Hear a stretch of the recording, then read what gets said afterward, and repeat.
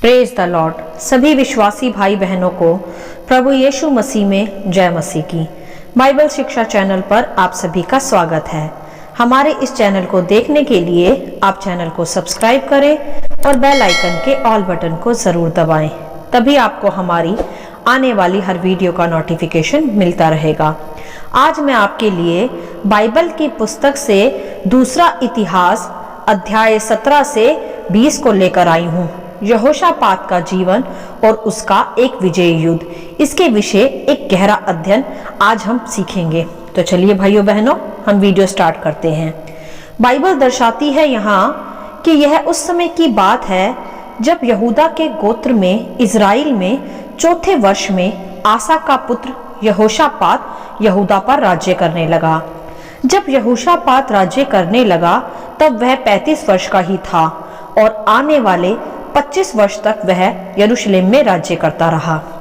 और यहोशापात एक धर्मी राजा था, अर्थात यहोवा की दृष्टि में जो सही था वही वह किया करता था।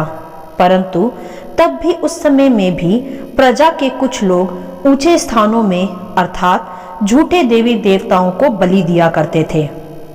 तब जब यहोशापात वहां राजा बना तब उसने उन्हीं ऊंचे स्थानों को बंद करवा दिया। उसने मूर्ति पूजा का विरोध किया, उन्हें यरूशलेम में बंद करवाया। इस प्रकार यहोशापात अच्छा राजा रहा और यहोवा उसके संग संग था। इसी प्रकार यहोवा ने राज्य को यहोशापात के हाथ में फिर दृढ़ किया और फिर वह भी यहोवा के मार्गों पर चलता रहा। इसी प्रकार यहोशापात बड़ा धनवान और ऐश्वर्यवान हो गया। ध्यान दे मेरे प्रियो, जब हम विश्वासी भी गलत आराधनाओं को, झूठी उपासनाओं तथा बुराइयों को बंद करवाते हैं या खुद भी बंद करते हैं, तब यहोवा परमेश्वर हमें भी दृढ़ करते हैं तथा सदा हमारे संग रहते हैं और हमें आशीषित भी करते हैं, क्योंकि परमेश्वर को यही भाता है कि हम परमेश्वर के राज्य को बढ़ाएं और गलत बातों का त्याग करें, जैसे यहोशापात ने भी किया। इसीलिए वह आशीषित भी हुआ। परंतु यहोशापात ने अपने जीवन काल में कुछ गलतियां भी की। उसने मूर्ति पूजा के घृणित कामों को यरूशलेम से समाप्त तो किया, परंतु उसने अहाब व आगे चलकर अहाब की मृत्यु के पश्चात उसके बेटे से भी मित्रता रखी, जो कि यहोवा को मानने वाले पुरुष नहीं थे। वे अन्य प्रभुताओं को पूजते थे, जिसके कारण यहोवा ने यहोशापात को कुछ लेसन्स भी आगे चलकर सिखाए। इसका विस्तार जानने के लिए आप एक राजा के 22 अध्याय को तथा दूसरा इतिहास उसके 18 अध्याय को विस्तार से अवश्य पढ़ें।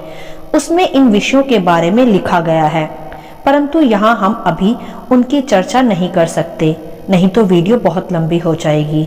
आज का विषय अलग है। हाँ, हमें यह जरूर सीखना है उन अध्यायों से कि हमें भी विश्वासी जन होने के आधार पर कभी भी अन्य जातियों से अधिक मित्रता नहीं रखनी चाहिए, क्योंकि उसका अंत भला नहीं होता, क्योंकि वे परमेश्वर के विरोधी होते हैं और जो परमेश्वर का नहीं वह हमारा कैसे हो सकता है। तो भाइयों बहनों, सदा सावधान रहें अन्य जातियों से मित्रता के विषय। यह हम विश्वासियों का भाग नहीं है। हम कभी भी अन्य जातियों व अन्य प्रभुताओं को मानने वालों के साथ मिलकर आगे नहीं बढ़ सकते। वह आशीषें जो यहोवा परमेश्वर की ओर से हमें मिलनी है वह वहीं फिर रुक जाती हैं, तो ध्यान दे सदा। परंतु आज हमारा विषय कुछ अलग है, तो अब हम उस पर आते हैं। अर्थात यह है कि यहोशापात परमेश्वर का अच्छा धर्मी जन माना गया था, परंतु कहीं कुछ गलतियां भी उससे हुई जो कि सबसे हो ही जाती हैं। परंतु परमेश्वर ने उसे सिखाया, हर परिस्थिति में उसे निखारा। एक बात जो यहोशापात में उत्तम थी कि वह सदा परमेश्वर की उपस्थिति का आदर करता था और सदा उसका धन्यवाद करता था। इसी कारण उसके जीवन में आगे चलकर एक आश्चर्य कर्म भी हुआ। इतिहास बताता है कि इसके बाद मोआबियों, अम्मोनियों ने और उनके साथ कई मुनियों ने युद्ध करने के लिए यहोशापात पर चढ़ाई की एक योजना बनाई। तब प्रजा के लोगों ने यहोशापात तक यह खबर पहुंचाई कि एक बड़ी जाति की सेना तुझ पर चढ़ाई करने को है। तब वे सब डर गए और घबरा गए। तब उस समय यह सब जानकर यहोशापात यहोवा के भवन में गया और उसने पूरे यहूदा में उपवास का प्रचार करवाया। अतः वे सब यहोवा परमेश्वर से सहायता मांगने के लिए इकट्ठा हुए। यहाँ ध्यान दे भाइयों बहनों, वह सीखें एक विशेष बात यहोशापात के जीवन से कि वह संकट के समय किसी मनुष्य के पास या अपने मित्रों के पास या सहयोगियों के पास नहीं गया, ना ही उसने खुद को उस घड़ी बलवान समझ लिया। उसने जो उत्तम काम किया वह यह था कि उसने संकट के समय यहोवा को खोजा, उसे पुकारा और उसका भरोसा उस घड़ी कोई मनुष्य नहीं परंतु खुद परमेश्वर बना। मेरे प्रियो, यही हमें भी आज सीखना आवश्यक है कि हमें भी संकट के समय अपनी बुद्धि का सहारा नहीं लेना चाहिए, ना ही किसी मनुष्य की सहायता के लिए दौड़ना चाहिए। केवल परमेश्वर ही है जो हमें हर संकट में बचा सकता है, क्योंकि बाइबल भी दर्शाती है कि परमेश्वर का वचन ऐसा कहता है कि अपनी समझ का सहारा न लेना वरन संपूर्ण मन से यहोवा पर भरोसा करना। और परमेश्वर यह भी कहता है कि संकट के समय मुझे पुकार, मैं तुझे छुड़ाऊंगा और तू मेरी महिमा करने पाएगा। हालेलुया। जैसे यहोशापात ने भी संकट में यहोवा को पुकारा, तो हमें भी हर समय केवल परमेश्वर का ही सहारा लेना चाहिए। वही हमें हर विपत्ति से छुड़ाने के योग्य है। तब आगे हम देखते हैं कि यहोशापात ने परमेश्वर के भवन के आंगन में जाकर परमेश्वर से प्रार्थनाएं की, यह कहकर कि हे हमारे पिता के परमेश्वर यहोवा, क्या तू पराक्रमी नहीं? क्या तू ही जाति जाति पर प्रभुता नहीं करता? और क्या तेरे सामने कोई ठहर सकता है? इस प्रकार यहोशापात परमेश्वर की बड़ाई कर उससे प्रार्थनाएं करने लगा, अर्थात उसने विपत्ति के समय परमेश्वर की बड़ाई की, उसका धन्यवाद किया। इसी प्रकार मेरे प्रियो, हमें भी संकट के समय में घुटनों पर आकर हो सके तो उपवास के साथ परमेश्वर से प्रार्थनाएं करनी चाहिए, उसका धन्यवाद करना चाहिए, उसकी बढ़ाई के साथ। हमारा परमेश्वर दयालु और प्रेम से भरा है, वह जीवित खुदा है, वह मुर्दा नहीं है।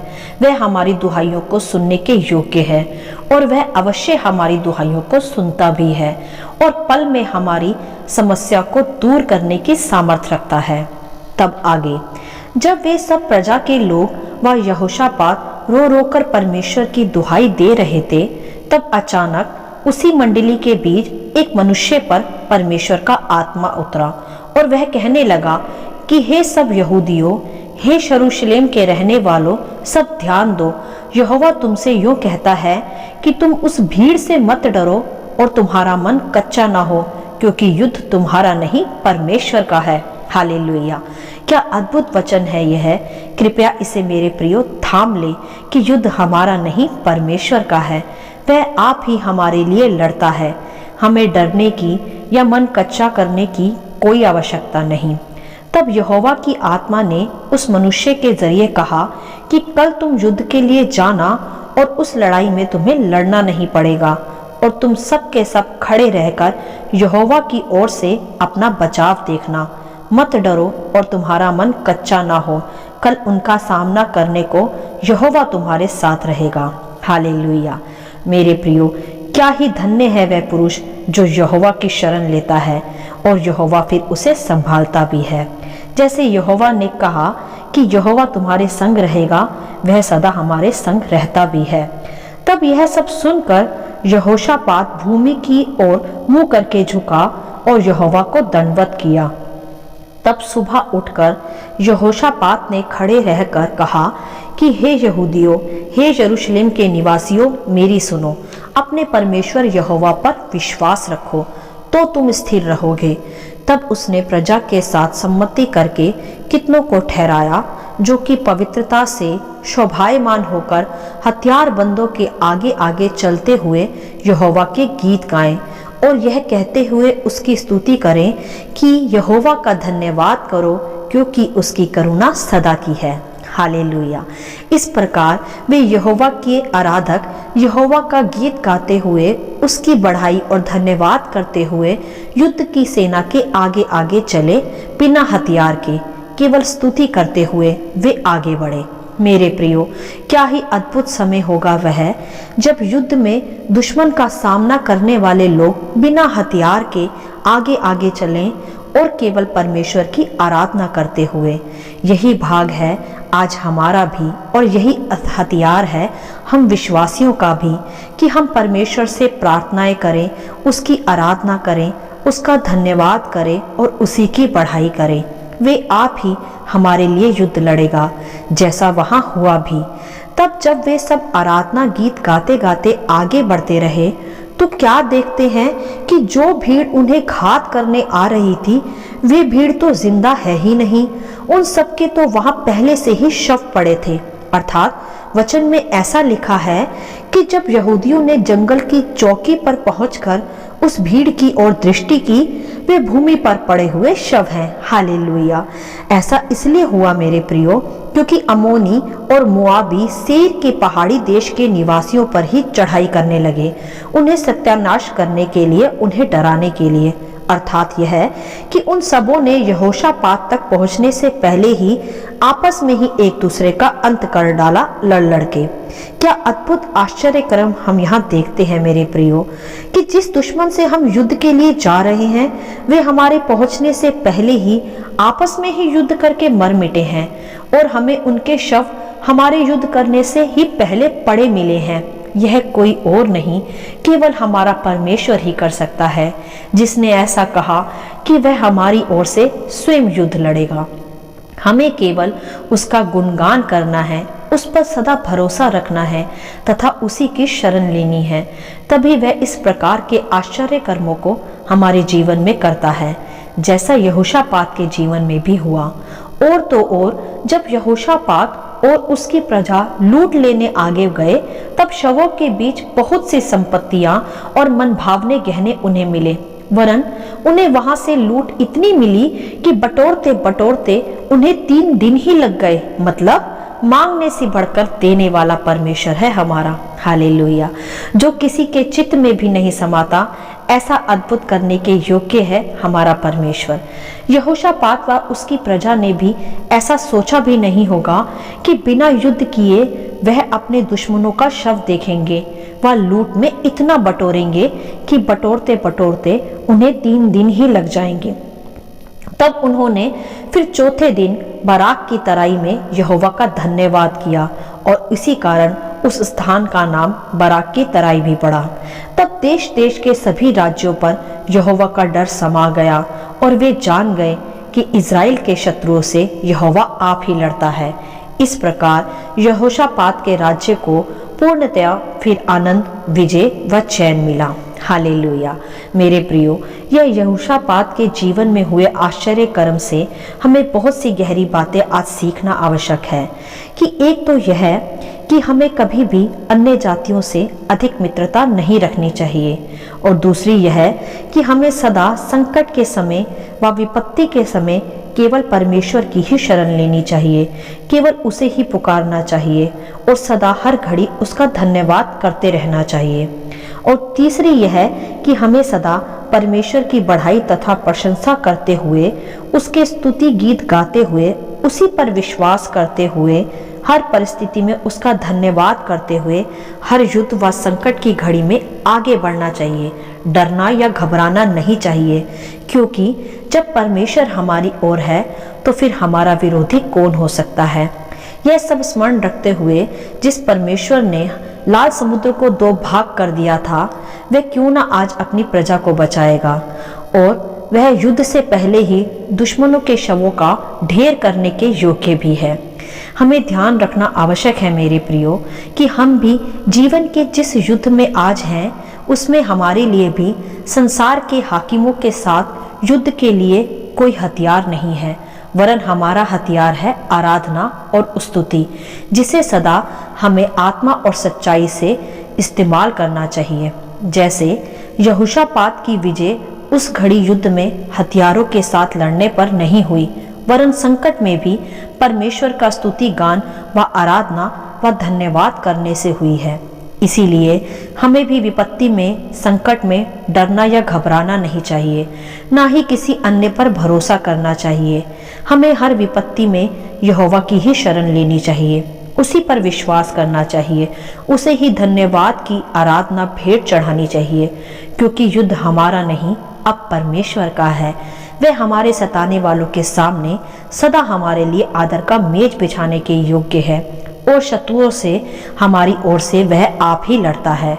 हमें बस उसके पीछे, उसके परों के नीचे छिपना आवश्यक है, उसका धन्यवाद पर भरोसा करते हुए और सदा यह स्मरण करते हुए कि आराधना में ही युद्धों की विजय छिपी है। इसीलिए सदा हमें आराधना करनी चाहिए, स्तुति करनी चाहिए, संकट में परमेश्वर का धन्यवाद करता रहना चाहिए।